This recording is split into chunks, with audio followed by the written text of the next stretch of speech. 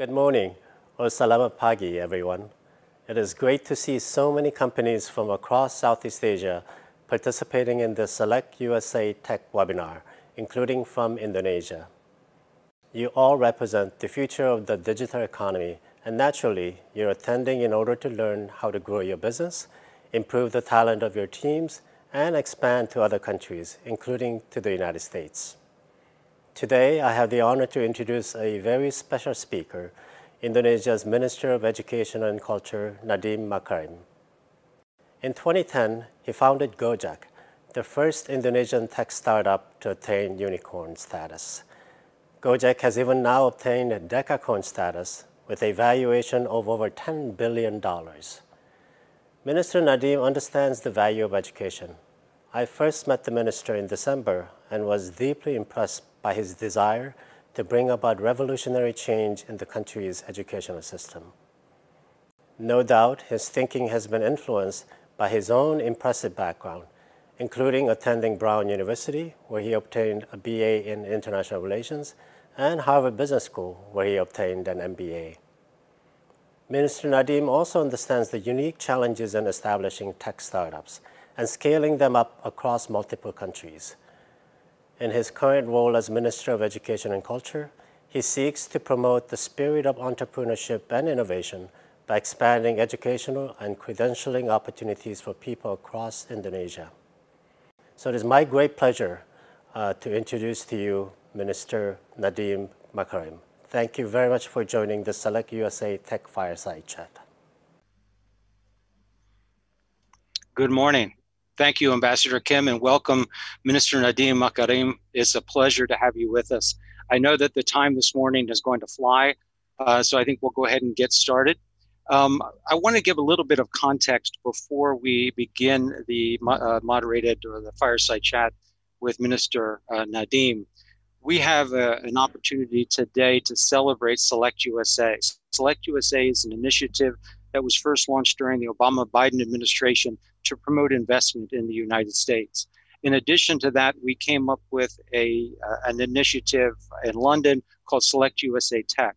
And this came after a number of conversations with local startups that were interested in going to the United States, but didn't think they had what it took to go. And so we put together a series of boot camps for them to give them all the information, the practical information that they needed to know before they go to the United States. So that's about the legal aspects, the accounting, financial, banking, venture capital, as well as debt financing in the United States, how to access that, about exit strategies for the United States, and all the visa immigration issues that we felt were standing in the way of them getting to the United States to launch and grow, and to create, frankly, the kind of jobs that we're looking to attract to the United States or in the United States to create those jobs and that growth. And so that was something that we launched back then. After we did it in London, we did it in multiple locations around Europe. But today and yesterday, this is the first time we've actually done this in Southeast Asia. And so I want to tip my hat and give my thanks to Chris Quinn-Liven, who is the SEO in Singapore, as well as Christian Kosho and Mohammed Mastan for the work that they're doing in terms of pulling this together. So it's really been a wonderful opportunity. The other thing I wanted to commend to you is the chat that Minister Nadiem had during the Singapore summit. There should be a link to that chat in the box there for you to access that information. And so I think that is a wonderful opportunity, a lot of good nuggets of information and wisdom in there. So I commend that to you. And we're going to start out this morning by building on that a little bit. So Minister Nadiem, with your permission, I think we'll go ahead and get started. The one thing that you mentioned during the Singapore summit, and that was the education and the important role that education plays in preparing our children for the future. You mentioned during that you have small children, I think 3 small children you have. I've got, a 23-year-old and 2 10-year-old twins. And, we are always struggling with how can we make the information available to them, the educational opportunities, the lifelong learning opportunities available to them, whether it be with regard to STEM, STEAM. I mean, we know that they're digital natives, but how young is too young to start focusing on education for children today? Thank you, John. It's an honor to be here, and thank you for having me. I think it's a very complex question about how young is too young. what we have realized is, I think in my personal opinion, is that there is too much emphasis on the what instead of on the how in education when we're talking about the new digital revolution that is happening. So first of all, a lot of adults have this misperception that we have to teach children how to use technology. This could not be further than the truth. Children are far more adept than adults at being they are digital natives by default. Even children that only have very, very rare exposure to Android phones or laptops will pick it up in dramatically quick fashion. So I always tell people in my new government role that you don't have to teach kids about how to use technology. You primarily have to teach the adults. Preferably, the children will teach the adults about how to use those technologies. So what you're seeing during the pandemic is this massive wave of children teaching teachers and parents how to use applications and software. So that's, they are instinctively digital natives. So now the thing about education is what kind of competencies and skills are really going to be important in the digital age. And some people might argue with me on this, but it's not just coding. It's not. I think this is another. You can learn coding at any age. There's no imperative to actually start to code by the age of 8 or 9 years old. And there's really no evidence that will either make them a great software engineer or not. I think what is a better approach to this is thinking about the core foundational skills that require you to solve complex problems based on data. Coding is just one of the many crafts within the new digital age. And that's the act of building logic in software. It's quite specific, part of it. But if we look at the entire world of digital age, what is more important is actually the ability to reason computationally. So computational logic, which is a function of mathematics and problem solving, is, I think, going to be mission critical. Critical thinking and being able to understand how to define problems and how, most importantly, how to work and solve them, not as individuals, but as groups of individuals in teams. So this whole world, we're shifting towards a very deeply team-based sport of industry.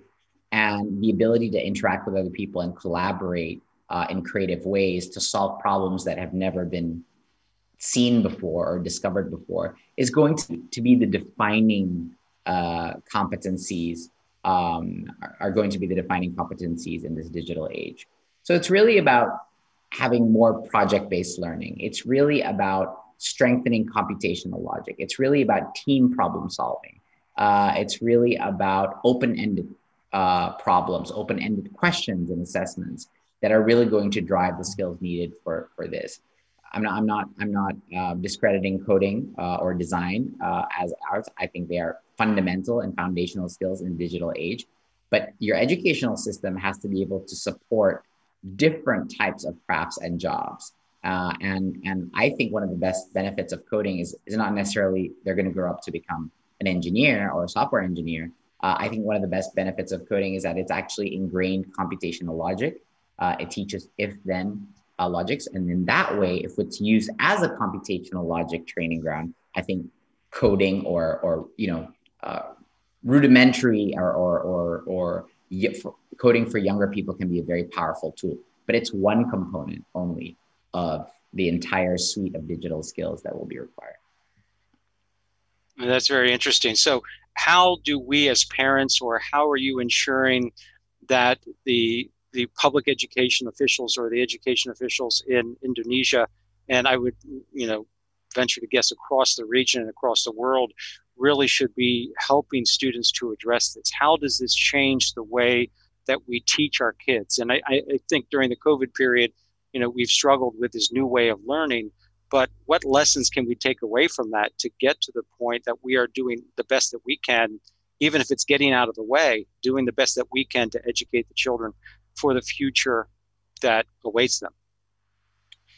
Yeah, I think first it's important to separate what happened during COVID and what we need to do with education. A lot of people mistake these two things. No, there's nothing about online learning that was a net positive experience, at least in the short term, for kids today. So there's no some kind of I want to dispel the myth that somehow online learning is a higher quality type of learning than offline learning. It's not. Any parents will know this intuitively. It's much harder. There's many difficulties. We're seeing a learning loss globally, not just in Indonesia, because of distance learning. So that's a separate thing. However, this experience dealing with technology has led us to some interesting insights about both the limits of technology and both its use cases. So I want to separate those two things. Coming back to school, physical school is a must. There's no way, I think before the pandemic, people are arguing that, AI and software could really upend the educational system and have all these independent learners suddenly coming. Any parent of a young child in elementary and early childhood will immediately know that is simply impossible. That learning is an emotional and trust building activity that is done by peers, through interaction with a teacher, etc., and with a real connection to a mentor. So I think what can we do? What can we take out of this pandemic and lessons learned on how to change? I think the first thing is that, one of the greatest insights that it has given is the importance of actually parental involvement. I don't think we've ever come across a stronger case for parental involvement than during the pandemic. It really is the determining factor between a successful student learning from home versus not. It really the tiebreaker really comes down to the parent's involvement and how attentive and how willing the parent is to get involved in one shape or another. So I think that's a huge learning. The second learning is that tech works, at least it's reliable enough, right? That's a big insight in itself. Like you don't have to have all of your content done synchronously given to kids. And so this new kind of models like what Khan Academy is doing, like called the flipped classroom, where all your content you do at home, and then you can actually start solving problems together with a guided teacher in class. That's a very, I think, interesting trend that has been more strengthened. So you don't waste time listening to people in class. Class time is a time for discussion, is a time for debate, is a time for solving problems together, right? So you're really, the philosophy of what you do in your physical time with your peers and your teachers is I think very quickly going to be redefined. It's a place for discussion and participation instead of for passive listening. Universities have very quickly realized, they don't want to come sit in a class and just watch the professor lecture. They would like for that discussion time to be meaningful and really bring out the critical thinking aspects of work. The other thing is, I think project-based learning will take center stage in a lot of curriculum reform around the world, whereby the keyword is collaboration. The keyword is learning and getting used to working in teams and relying on each other.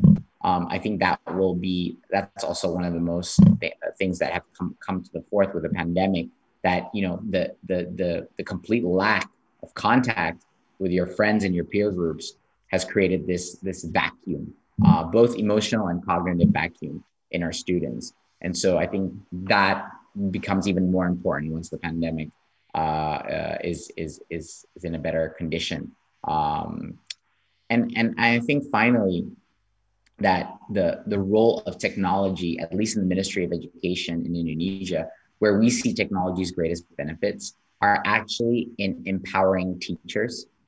Teachers here could be teachers, principals, as well as to a certain extent parents, empowering them to actually be more than what they are. So instead of seeing the technology as a tool for the students, we see technology as far more as an enabler for the adults in the system to draw so much more from a digital curriculum, draw so much more from being able to learn from top teachers and learn the craft of teaching from other top teachers, the ability to draw media and learning materials from a much more, from a variety of sources. And I think that makes, that I believe technology can make super teachers, the ability to assess their students and be able to segment their class, and therefore segment and personalize learning within their own classroom. I mean, these are all powerful tools that technology can bring to the classroom. And I think that will be the focus, not replacing teachers or more remote learning. No, I don't think that that's the future of technology in education. I mean, in the Singapore Summit piece that you did, you talked about how teachers are becoming mentors and coaches. I mean, it doesn't mean that they don't teach, but the other thing that I was thinking about in terms of their ability to curate content, there's so much information out there, and again, personalizing that education that the students receive, their ability to mentor, to coach, but also to curate content for the teachers. And again, whether it be in person or online, individually or in teams, what do you see as the potential for that to really get us to where we need to be in terms of education for the future? Right. Teachers have been curating content for their students for decades. In the more advanced educational systems, and that have better learning outcomes globally, the curriculum is generally a very loose framework, and teachers are able to redesign curriculum. They're able to draw from many sources. With technology, this means that those opportunities are infinite. You have a huge, a vast expanse of content with which to draw from. And so this does present opportunities and challenges for teachers. One, because the student is just as adept at finding the information. Very quickly, teachers are coming to realize that students have access to information that may challenge the things that are being taught in class. We have some are based on science, some are not, but the point is that you will have to deal with open debate in a classroom.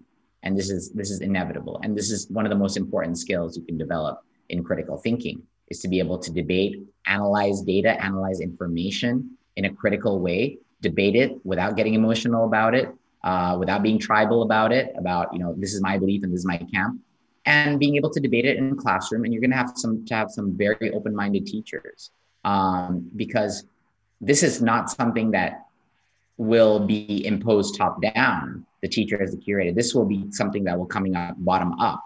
The teachers will impose their articles, the news articles, the opinion pieces that they find, and they will bring it up in class eventually because they are courageous enough to express, because they've got a lot of training in expressing whatever they want to express on social media, right? So if, the students will demand that kind of openness of debate. And I think it's a great opportunity for a lot of teachers to be able to train those skills of research, analysis, and most importantly, synthesis. How do you draw the most important parts in this sea of information and really take the things that are relevant in order for you to produce some kind of a body of work or present an argument or a persuasive piece of communication? And this role of teacher as mentor and facilitator, it is going to be, you either get on the bandwagon or you're going to be irrelevant in the eyes of your kids very quickly. So it's not even going to be a systemic thing. I think it's going to be a grassroots, organic challenge by students, and students are going to start to ignore teachers that just want to teach what they want to teach and not be able to answer the different sides of the argument. So I think net it's going to be a very good thing to train critical thinking, which is absolutely critical in the digital age, where you've just got an abundance of information, most of it probably useless and creating a huge amount of noise. So the ability to filter, the ability to synthesize, the ability to be skeptical at times when it's important is mission critical for our youth. As I was afraid, we're running out of time very, very quickly, but I wanted to bring back two things that you've said. You talked about the importance of computational logic. You've talked about the importance of team. Life is a team sport. Work is a team sport. Education is a team sport. How do we get our children, or how do we incorporate into the educational system an organizational health piece? So whether it be at the workplace, it be at home, or it be at school, that ability to be, as Patrick Lencioni says, humble, hungry, and smart, which are the virtues of an ideal team player. How do we get children to understand that and how critical that is going forward, again, in life, which is a team sport? You don't have to teach kids about liking team sports. They are naturally designed as group learners. Human beings are biologically designed. If anyone has little kids, you'll very quickly realize that when they find their peers.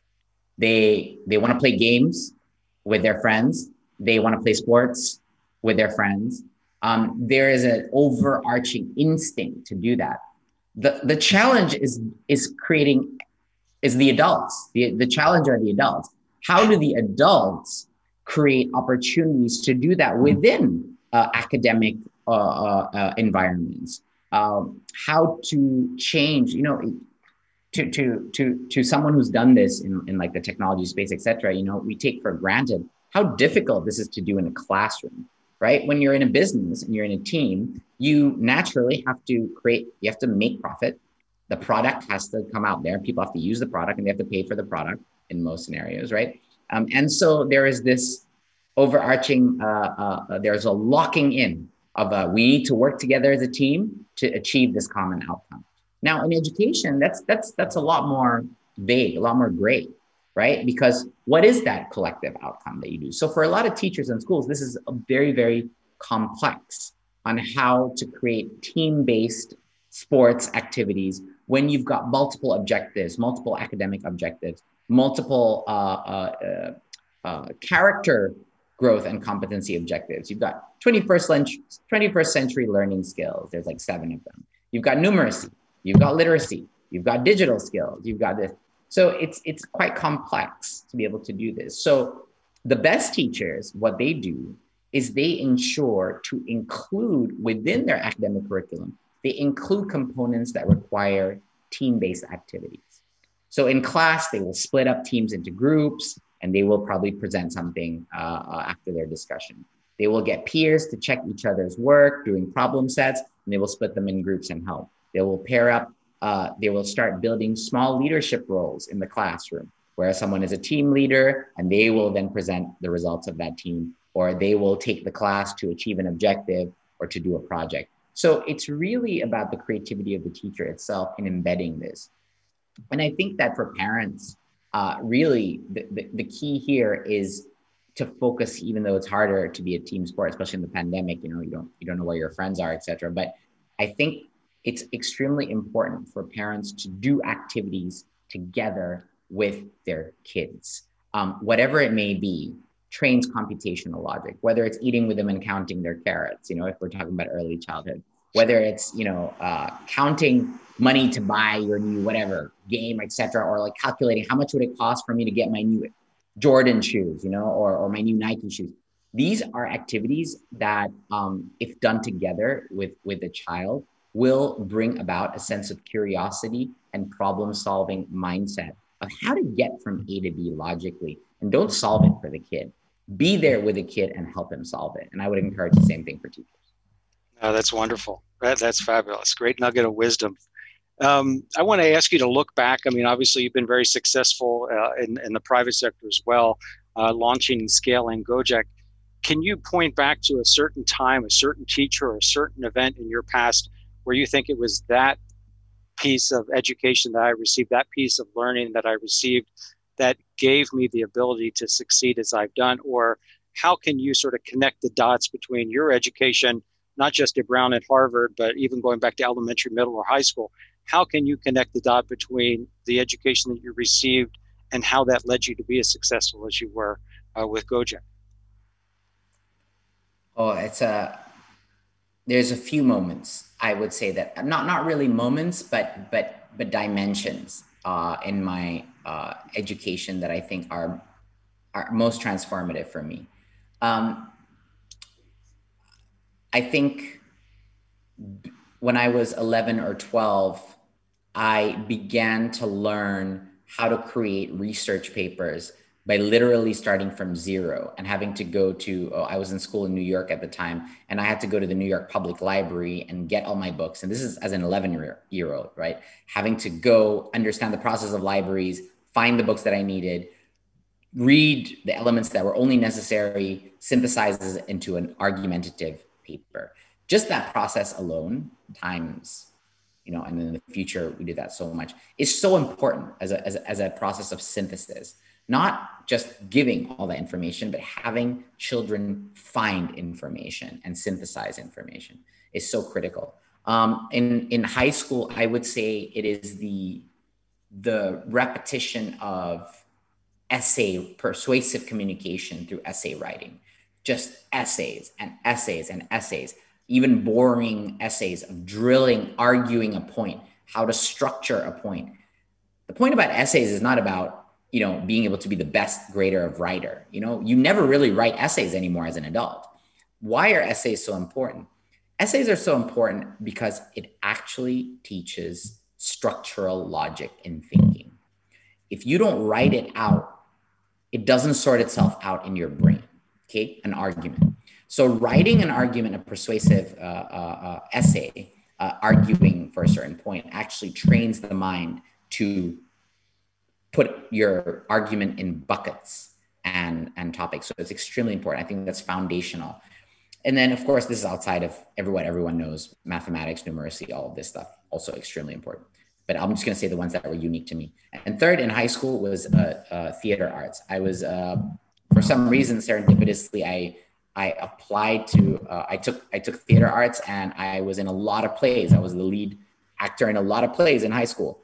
And that was my first experience at leadership and group problem solving, because in theater, it's like this massive amount of risk, that you have to do. You have, dozens and hundreds of hours of training for like 3 hours.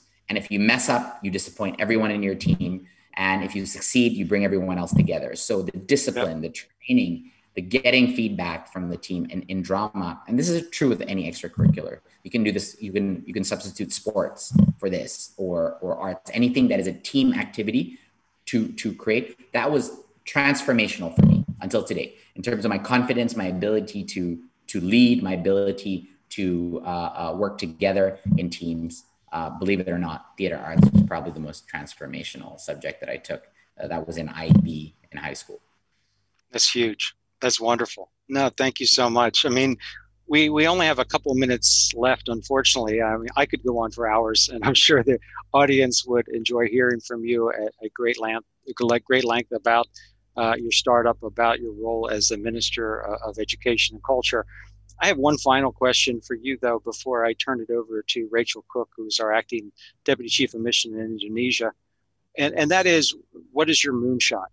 I don't know if you can see the poster over my shoulder. It says Destination Moon. It's from a Belgian comic, Erge. And it really, so for me, reminds me about thinking outside of the box, about taking moonshots, as John F. Kennedy said in his 1962 speech.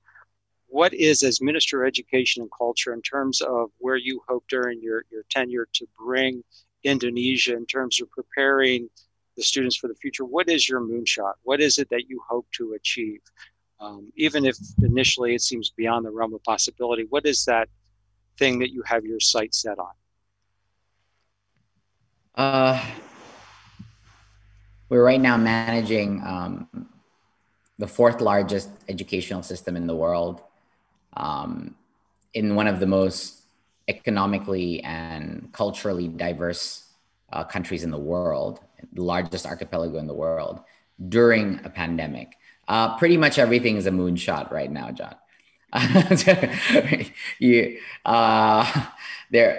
It's almost impossible to be able to kind of achieve very audacious goals within a 5-year time frame. In education, the horizons really are, 15 years to 20 years. So it's really about being tactical. Unfortunately, that's the more appropriate answer. But if I had to pick, if you forced me to pick, like what is the moonshot? I would say that 2 things.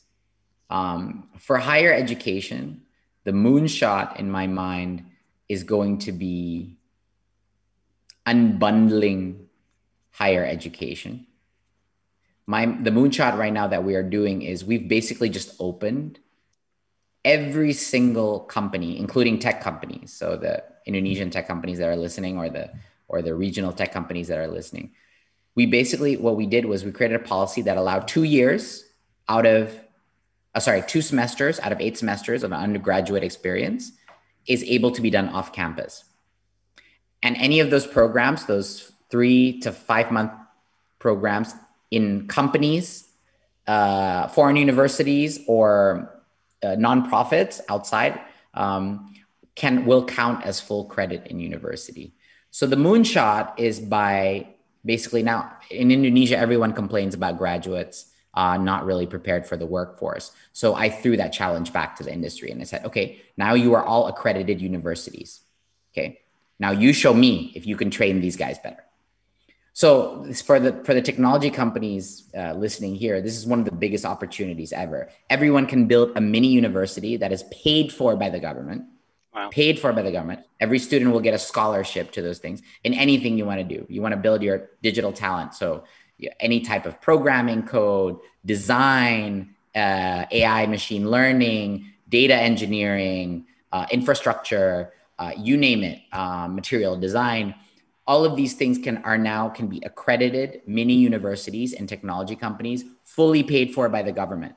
So it does not have to take any incremental cost, but it becomes a killer recruitment method. So that's my moonshot. My moonshot is creating mini universities, micro credentials across all industries, not just the technology industry, across all world-class kind of institutions and companies. So that's my first moonshot. My second moonshot is for lower education. My moonshot for lower education really is about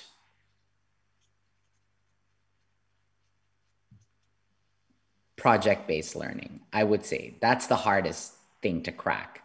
How do we move education to be fundamentally a team sport among the adults in the school? Okay, that's the first step. You can't have, if the teachers are not collaborating, there's no point expecting students to. Okay, so first you got to crack the adults. How do you make teaching into a team sport? And then how do you make the classroom into a team sport? That's got to be the moonshot, I think, for lower education, lower and middle education. That's wonderful. That's super.